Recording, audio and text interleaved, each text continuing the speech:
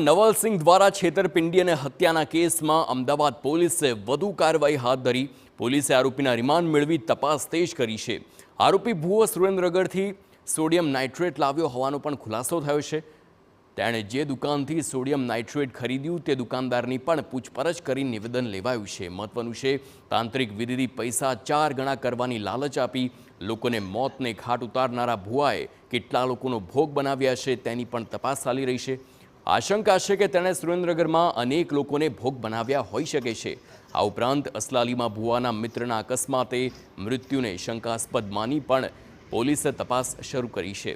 આપને જણાવી દઈએ કે આ શખ્સ એક એવો ભુવો છે કે જે એક પછી એક હત્યા કરી સિરિયલ કિલર બની ગયો।